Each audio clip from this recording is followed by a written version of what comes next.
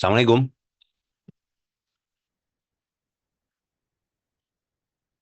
Waalaikumsalam dokter. Ayo dibuka semua kameranya, Dek. Ini angkatan berapa ya? Percaya masing-masing, dipersilakan. Berdua selesai. Baik, blok 7 ini tentang pengetahuan tentang kontrol infeksi ya. Jadi adik-adik, halo, halo, halo. Halo dokter. Iya dokter. Kalau saya tanya jawab langsung ya. Kalau lama lama lama nggak ngejawab, nanti saya matikan loh Zoom ini. Saya bubarkan loh. Tandanya kalian nggak perlu kuliah. Kalian mungkin mungkin udah pinter semua mungkin. Ya, ya. Jadi kalau saya tanya jawab langsung, jangan kalian saya lihat di sini ngobrol malah dengan teman sebelahnya. Ya. Jadi blok 7 ini belajar tentang kontrol infeksi. Berarti dokter gigi itu nanti kalian itu akan bekerja dengan resiko yang sangat tinggi ya, resiko terinfeksi, baik infeksi dari pasien, infeksi dari teman teman tim satu kerjanya ya, atau infeksi dari perawat pekerja atau pekerja di rumah sakit lah atau dengan dokter lain yang bekerja di rumah sakit atau vaskesnya ya atau kalian yang memindahkan infeksi ke pasien, harusnya pasien nggak kena infeksi tapi gara-gara dokternya sedang sakit atau kena infeksi virus dan lain-lain justru menularkan ke pasien. Nah, oleh karena itu perlulah kalian dibekali, calon dokter gigi ini dibekali ilmu tentang sterilisasi dan disinfeksi. Paham sampai di sini? Paham dokter. Paham dokter. Paham dokter. Oke.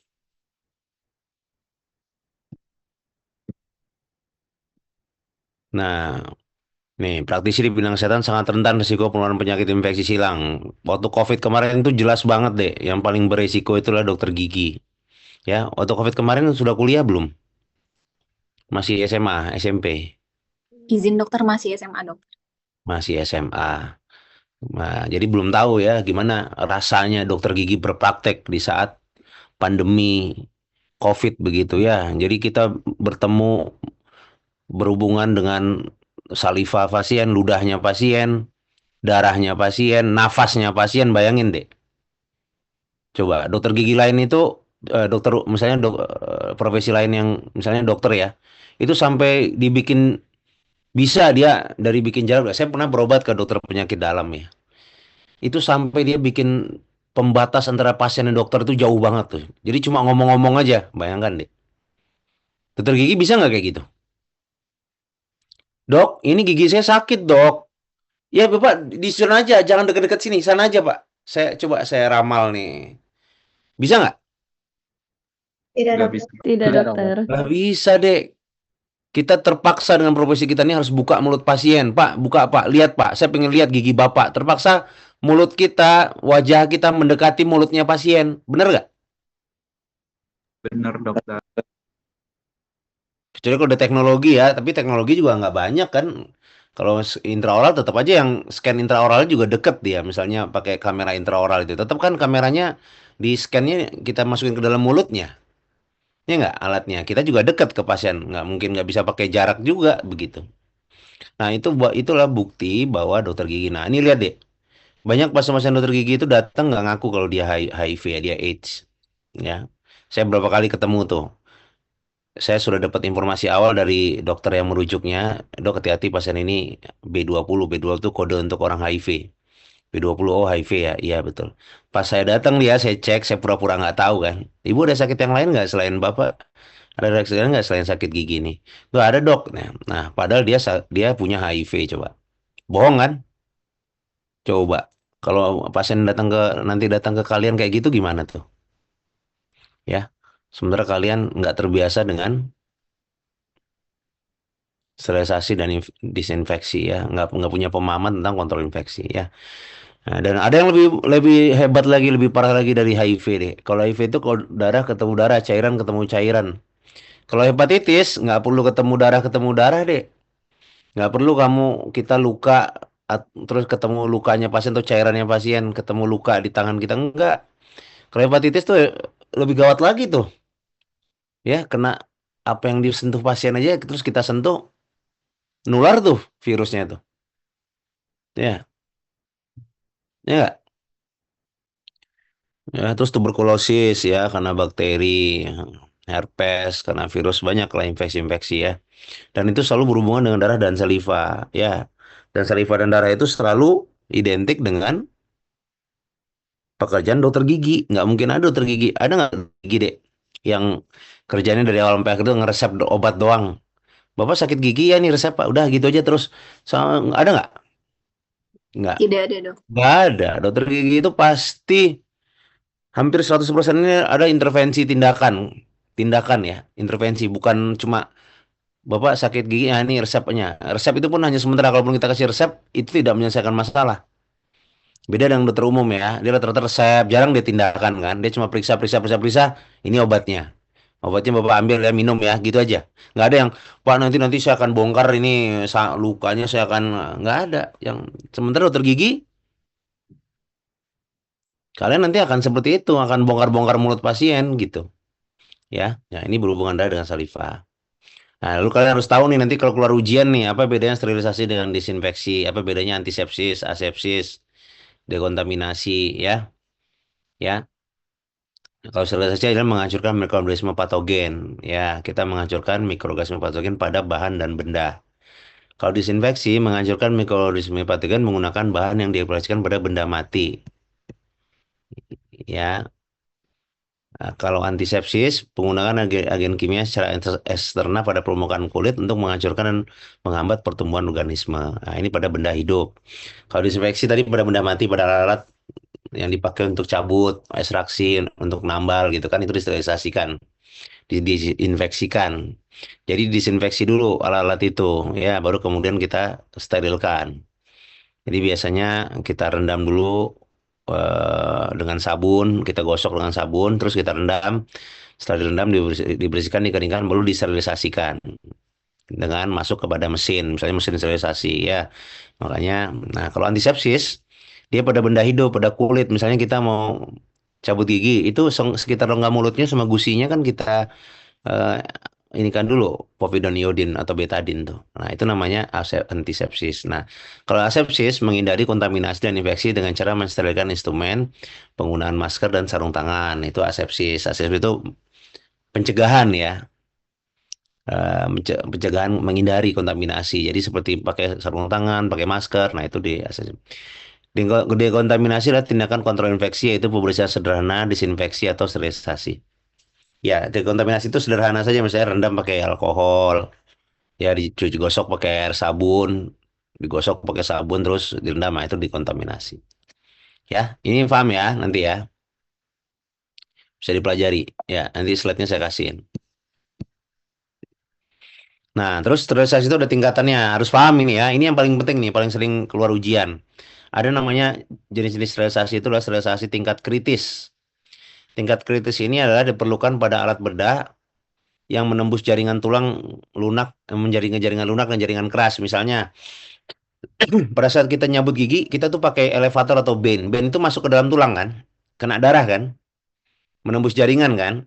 Nah, itu wajib, itu namanya tingkatan sterilisasi harus memasuki sterilisasi kritis. Ya, jadi dia harus diperlakukan dengan sterilisasi jenis kritis atau tingkatan kritis karena dia masuk ke dalam jaringan, dia ke dalam darah, bersentuhan dengan darah dan saliva pasien. Nah, ini biasanya menggunakan mesin sterilisasi khusus yaitu autoclave ya atau pemanasan uap kering. Jadi kalian harus belajar dulu tingkatan sterilisasi sebelum belajar apa saja sterilisasi itu ya. Jadi tingkatan kritis adalah pada alat-alat bedah. Nggak alat bedah aja sih. Alat tambal juga kalau dia menembus karies kan, eskavator gitu menembus karies, menembus gingiva itu juga perlu. Untuk itu berarti masuk tingkat kritis. Jadi yang menembus jaringan itu aja kriterianya yang menembus jaringan ya. Kemudian semi kritis pada alat yang tidak menembus jaringan. Jadi dia masuk ke dalam mulut, tapi dia tidak menembus jaringan. Contoh, kaca mulut itu kan kita lihat hanya untuk melihat gigi kan, melihat jaringan kan. Apa ada kaca mulut ditusuk-tusukkan ke dalam gusi atau ke dalam soket gigi? Ada nggak? Nah, maka kaca mulut masuk kriteria semi kritis. Sonde, sonde tahu nggak sonde? Sonde half moon itu pernah lihat? Pernah dokter. Pernah. Dokter. Itu masuk alat mana tuh? Kritis atau semi kritis? Masuk kritis dokter. Kritis, dokter. Kritis, kenapa? Itu dokter karena sudah menembus jaringan dokter. Ya, tergantung ya. Kalau nanti pada saat pasiennya kita gunakan untuk ngorek-ngorek jaringan, ngorek-ngorek karang gigi atau karies gigi ya, karies gigi misalnya untuk ngecek itu masuk ke jaringan ya, oke, itu kritis. Tapi kalau cuma ngecek apakah ada yang bolong gigi, padahal dia nggak bolong banget gitu ya, padahal dia nggak bolong, cuma ngecek-ngecek aja, tapi giginya nggak ada yang bolong. Nah itu berarti dia semi kritis, dia nggak sampai menembus kan. Tapi kalau giginya bolong dalam terus dia korek-korek pakai kaca, pakai sonde yang Alfmum itu sampai dalam ya itu berarti kritis dia karena dia menembus. Ya nggak? Jadi sonde itu bisa kritis bisa non kritis itu. Bisa kritis bisa semi kritis ya. Nah, kalau non kritis itu pada alat yang tidak berkontak secara langsung. Misalnya, emang lampu di dental unit itu masuk ke dalam mulut pasien nggak? Nggak kan? Mejanya nggak. Ya, jadi cukup dengan pengusapan dengan bahan kimia atau dengan alkohol. Ya, tadinya semi kritis juga gitu. Bisa dengan air yang mendidih dalam disinfektan yang dianjurkan atau dibilas dengan air steril. Nah, jadi kalau kritis itu wajib masuk ke mesin sterilisasi, kalau semi kritis bisa direbus dengan air mendidih atau dengan alkohol. Kalau yang non kritis cukup dengan pengusapan saja dengan bahan kimia ya, dengan alkohol biasanya sini. Ya, nggak sampai harus direbus gitu. Masa meja direbus nggak mungkin ya, lampu bedah direbus nggak mungkin. Ya, jadi paham sampai di sini kritis, semi kritis dan non kritis, paham? Paham dokter. Kalau keluar soal ujian ini alat ini kategori kritis atau non kritis, nah, itu bisa jawab ya. Ini masuknya di mana atau nanti pertanyaan mungkin bukan kayak anak TK yang ini kritis atau non kritis, tapi pertanyaannya kalau alat ini di manakah disterilisasikannya? Nah, nanti alat ini di manakah disterilisasikannya? Padahal alat ini alat semi kritis, berarti nanti pilihannya kalau semi kritis cukup di air mendidih misalnya, ya nggak? Ini alat ini di manakah perlu disterilkan? Dengan alat apakah perlu disterilkan? Ternyata dia alatnya non kritis. Maka cukup dengan pengusapan saja kan. Digosok aja, digosok-gosok aja. Ya nggak perlu sampai direbus atau dimasukkan. Nah, kalau alat kritis ya jelas masuk ke mesin autoclave atau ke pemanasan kering tuh yang uap yang kayak kulkas itu pernah lihat nggak di ke dokter gigi yang ada kulkas-kulkasnya itu. Nah, itu pemanasan kering. Pemanasan kering, pemanasan dengan uap itu autoclave. Autoclave itu tingkat tinggi itu yang paling tinggi yang bisa membunuh bakteri sampai ke spora-sporanya ya. Pernah lihat autoclave nggak dek? Pernah dokter. Di mana lihatnya? Izin dokter kemarin waktu blok 6 itu ada keliling-keliling di sekitar RSCM dan melihat sterilisasi. Nah, harus tahu ya, harus terpapar. Saya dulu waktu kuliah tahunya itu setelah udah koas atau udah dokter gigi coba, udah koas malah. Waktu S1 saya nggak pernah dikenalin ya, makanya sekarang tuh bagus. Udah mulai dikenalin yang mana sih yang dental unit, yang lampu itu yang mana, lampu dental unit itu yang mana, itu lebih bagus seperti itu kalau menurut saya ya. Terus autoclave itu yang mana ya, terus alat pemanasan uap itu yang mana ya, yang kering yang mana, yang kering yang kulkas ya, yang uap yang autoclave ya, karena dengan uap yang tingkat tinggi itu bikin bakteri sampai bakteri yang kuat pun mati dibikinnya ya. Paham sampai di sini? Paham dokter. Paham dokter. Nah, kalau disinfeksi meliputi evaluasi pasien, proteksi operator dan tim alat yang digunakan pasien di kamar operasi. Ya, jadi evaluasi pasien itu penting ya. Harus penting menanyakan pasien, Ibu ada sakit lain nggak? Jangan fokus ke gigi. Ingat kita ini dokter deh, bukan tukang. Ya, kalau dokter harus ini ada yang namanya birrul walidain ya. Jadi dokter ada dokter. Bagus sekali nama kamu dek. Panggilnya siapa dek? Izin dokter panggilannya biru dokter. Bagus sekali namanya ya. Ini nggak sengajanya masuk saya birrul walidain ya. Itu artinya berbuat baik pada orang tua. Bagus nih. Semoga kamu dan semua mahasiswa di sini anak-anak yang birrul walidain ya. Amin. Amin. Si dokter. Nah, jadi kalau ke pasien itu nanti tanya ya, buktinya kalian dokter itu, jadi jangan mentang-mentang saya dokter gigi, saya fokusnya ke gigi. Salah. Tahu nggak? Semua tubuh kita ini saling berkaitan. Ya nggak? Ya nggak? Saling berkaitan. Jangan-jangan dia sakit yang lain, pengaruhnya ke gigi. Kita nyangkanya itu gigi, padahal sakitnya itu sakit yang lain. Contoh, orang-orang dengan, misalnya, orang-orang dengan sakit pencernaan ya, sistemik, itu biasa giginya tuh keropos gitu, asam gitu, bolong karies, banyak. Ya, banyak lagi penyakit-penyakit lain yang hubungan gigi. Toh pun sebaliknya, dari gigi yang bolong bisa menyebabkan penyakit jantung, gigi yang busuk bisa menyebabkan penyakit jantung. Coba. Ya, jadi harus nanya, Ibu, Pak, Bapak kan kesini sakit gigi. Saya tanya nih, ya harus jelas tanya deh. Kadang-kadang Bapak tuh, Bapak sakit lain, ada dok, sakit lain itu sakit lidah saya, ya, itu sama mau nggak mulut. Maksud kami selain gigi dan mulut, Pak, sakit yang pernah yang lain gitu, sakit jantung, paru-paru. Kasih contoh aja, paru-paru, sakit kelainan darah, kanker, tumor, pernah nggak Pak? Nah, perlu ditanyain ya dek. Ya, jangan-jangan pasiennya, dok, karena dokter nggak nanya ya, saya nggak bilang dok, saya sebenarnya ada HIV dok gitu. Saya ada hepatitis. Waduh, ngomongin bapak kok baru sekarang pak? Saya udah kena kena ludah bapak nih, bapak muncrat ludahnya ke muka saya tadi. Aduh, bapak ngomongin baru sekarang. Nah, salah sendiri. Dokternya nggak nanya sih dalam hati bapaknya ya. Makanya kita perlu nanya ya. Ya, jadi tindakan kontrol yang dibuat untuk membatasi dan kontaminasi ulang adalah cerminan langsung sikap dokter gigi itu. Tuh, cerminan langsung sikap seorang dokter gigi. Ingat, kalau kalian nanti merasa dokter gigi itu adalah dokter bukan tukang, maka kalian harus bisa mengidentifikasi penyakit-penyakit selain penyakit gigi dan mulut. Ya, karena itu akan pengaruh. Ya. Nih, evaluasi adanya kemungkinan penyakit atau riwayat pasien yang dapat menyebabkan infeksi silang pada saat operasi. Nah, itu bisa jadi. Nggak hanya operasi loh, Dek. Ingat ya, kalian menambal gigi aja, scaling aja, itu bisa memindahkan penyakit pasien ke kalian. Saya pernah punya pengalaman, Dek. Ini nggak akan saya lupakan seumur hidup. Waktu saya residen bedah mulut, saya disuruh bantu koas-koas yang mau ekstraksi kan. Nih, residen tuh dokter gigi yang mau sekolah bedah mulut, yang mau jadi bedah mulut. Saya bantu, ada koas yang nggak kecabut-cabut giginya, saya bantu lah ya. Saya sebenarnya udah lihat sebelum saya mulai bantu, ini bengkaknya apa ya pasien ini?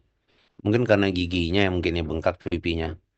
Pas sudah selesai saya cabut, saya bersih-bersihin, saya iseng aja nanya, Pak, Bapak nih bengkaknya karena gigi? Enggak dok, saya ini punya penyakit, kalau orang Minang bilang bagu tahu, gondongan kalau bahasa orang Jawanya. Tahu? Bagu tahu nggak dek? Tahu dokter. Siapa yang jawab barusan? Izin dokter, nama saya Muhammad Fajar dokter. Mana orangnya? Orangnya mana? Orangnya mana? Kok gelap? Kok nggak ada lihat orangnya? Saya fotonya mana Fajar? Izin dokter, di device saya udah on cam dokter. Wirul bisa lihat nggak Fajar dari ini ya? Tidak bisa dokter. Revelia bisa lihat nggak itu Fajar? Izin layar Fajar di sini tidak terlihat. Fajar, Izin dokter.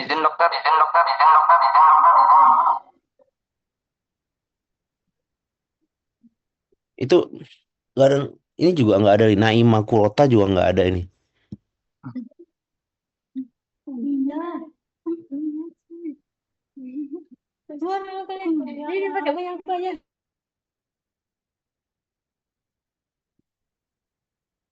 Oke, Izin dokter.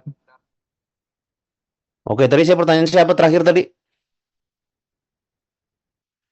Tentang bagu dokter. Nah, tahu bagua kan? Tahu dokter. Nah, bagua itu infeksi apa sih dek?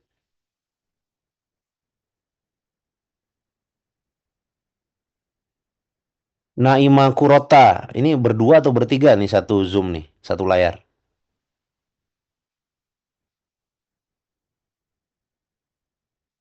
Naima Kurota. Iya, dokter. Kamu berapa orang itu satu Zoom itu? Saya sendiri, dokter. Kebetulan Di teman saya memang kameranya ternyata tidak on, dokter. Oke. Oke. Jadi bagu itu infeksi apa, Dek?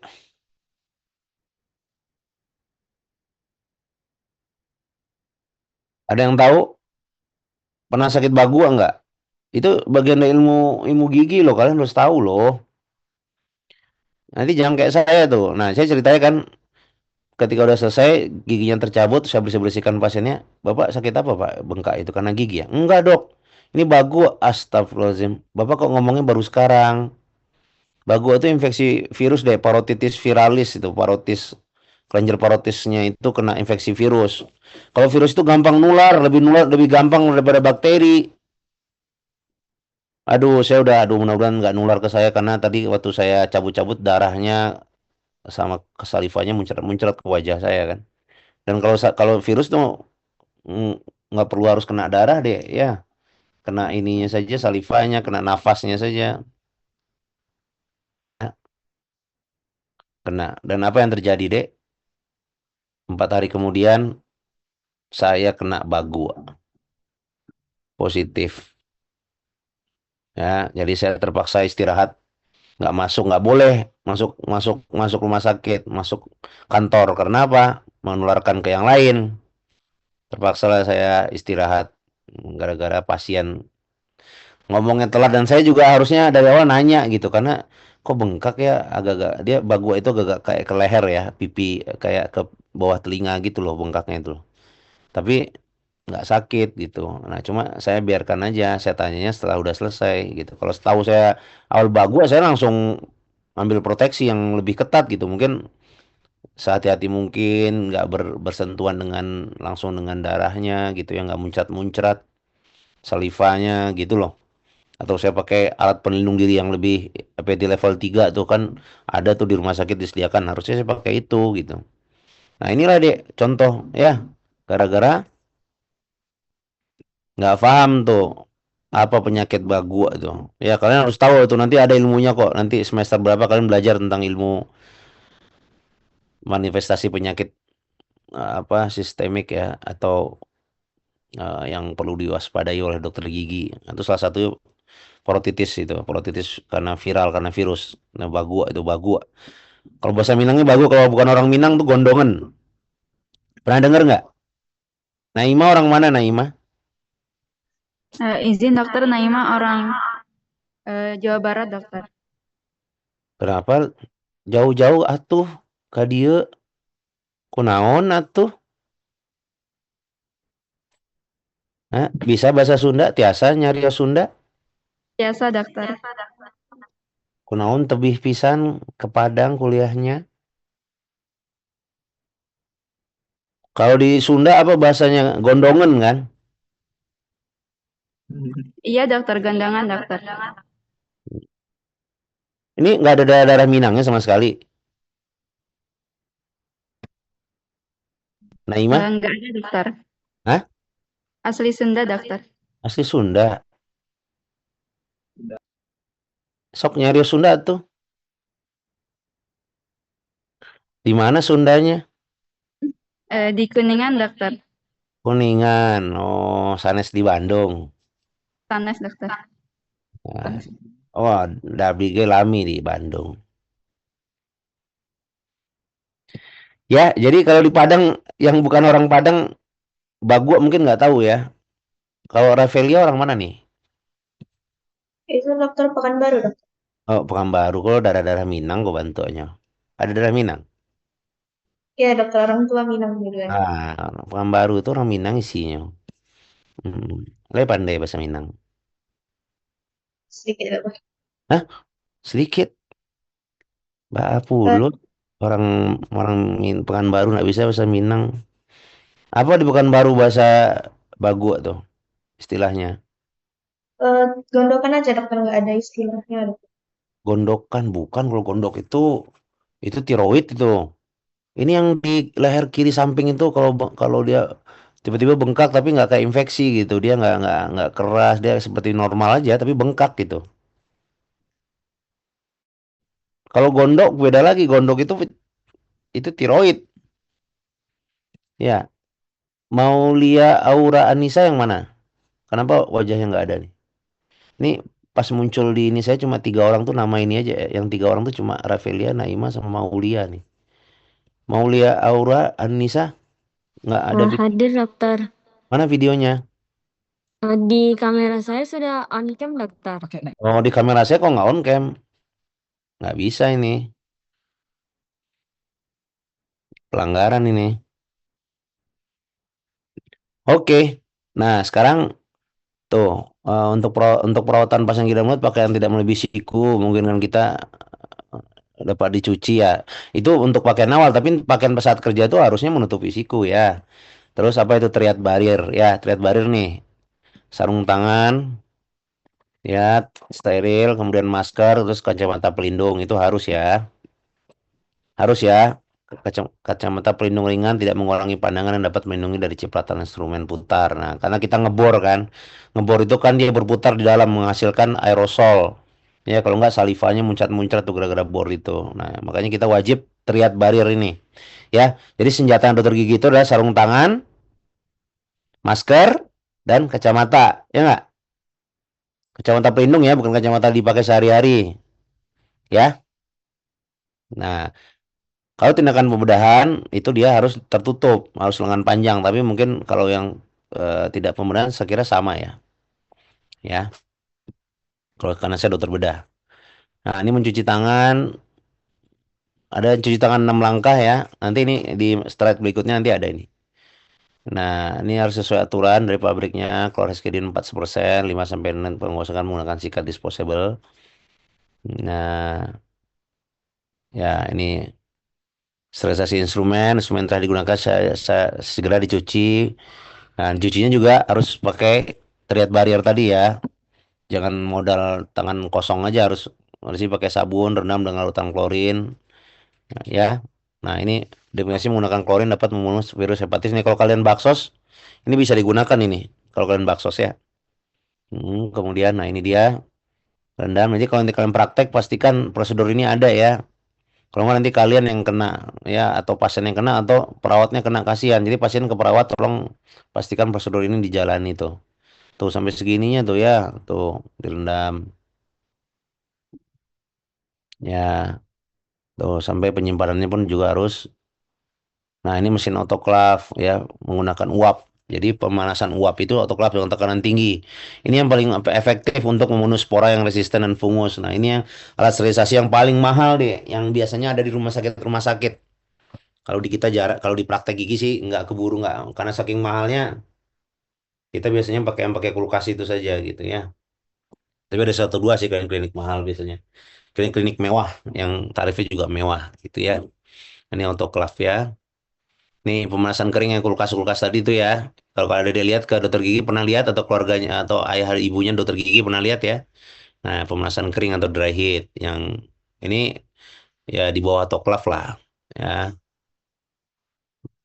Nah, perlu waktu yang lama. Kemudian disinfektan bahan kimia, dan antiseptik bagian kimia yang membuat mulut jasarnya seperti bakteri. Nah, ini sama seperti tadi di awal ya.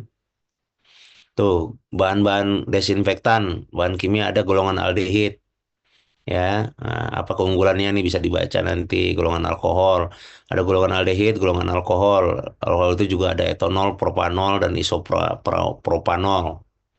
Ya, jadi ada tuh di pasaran semuanya. Ya, tapi kalian harus tahu mana yang golongan aldehid, mana yang golongan alkohol, nah, dan mana golongan pengoksidasi, ya hidrogen peroksida H2O2 itu juga alat sterilisasi yang bagus. Kalau kita di IGD itu, kalau pasien luka-luka jatuh yang kotor, banyak pasir, banyak tanah tuh kita bersihin terus kita gosok pakai hidrogen peroksida nih. Bagus. Ya, asam basetik alnium, natrium perborat, benzoil. Nah, ini nama-nama ininya ya, zatnya ya. Ya, dia dengan mengoksidasi dibuat dalam larutan 1,5 sampai 2 jam membunuh virus ya. Spektrumnya luas, proses sedimentasi permukaan dan sebagian sediaan cair dan tidak stabil kekurangannya dan bisa meledak. Dan golongan halogen ini iodium, iodofor, povidon iodium ya, golongan lain klor. Nah, ini bahan-bahan kimia yang digunakan untuk sterilisasi nih sebagai desinfektan. Ya, hafal semuanya ya, golongan ada aldehid, alkohol, peroksida, halogen ya. Golongan halogen tuh yang digunakan di kolam renang, ya. Terus golongan fenol. Nah, banyak golongan deh. Fenol tuh, fenol juga ada. Jadi kalau tanya ke pasaran tinggal dicek aja ini golongan fenol, apakah golongan alkohol, golongan apa ini, ya. Ah, golongan garam ada juga tuh. Hmm. Ya deh. Nih benzoyl kalium klorida, setylpyridinium klorida, ya. Ini berasal dari natrium klorida tuh yang NaCl itu kan garam ya. Ya, golongan garam tuh. Nah, biguanida, banyak nih dek. Chlorhexidin sebagai antimeribuan nih, golongan biguanida. Chlorhexidin ini yang sering kita gunakan obat kumur nih. Ya. Nah, kesimpulan, tindakan mencucikan hama atau desinfektan tidak hanya dilakukan pada alat yang digunakan, tapi lebih menyeluruh terhadap semua yang berhubungan baik langsung maupun tidak langsung dengan sumber penyakit. Nah, jadi tindakan kontrol infeksi ini tidak hanya pada alat-alat yang digunakan, tidak hanya pada pasien, tetapi juga pada operator dan tim, dan bahkan lingkungan prakteknya. Ya, jangan kalian pikir kita udah steril kerja, pasien sudah di disinfektan, sudah di ini disepsis, dental unitnya kotor, ya tetap aja nggak ada gunanya. Dental unitnya bersih, pasien sudah disterilkan, operator juga udah pakai alat pelindung diri, tapi lingkungannya, dinding prakteknya kotorannya tebel, abunya tebel, ya lantainya nggak bersih, ya meja-mejanya kotor, sama aja itu. Jadi harusnya semuanya sama komprehensif ya. Dari semua bahan desinfektan tidak semua dapat efektif dalam semua kondisi dan aplikasi ya. Jadi tergantung kondisi dan situasinya ya. Jangan bilang semuanya efektif gitu. Perbedaan jenis organisme serta kondisi lingkungan menjadi faktor penyeimbang dalam sensitivitas dan resistensinya ya. Sampai di sini ada pertanyaan sebelum saya pindah ke materi berikutnya. Sekiranya belum ada. Ada yang ditanyakan nggak, Dik?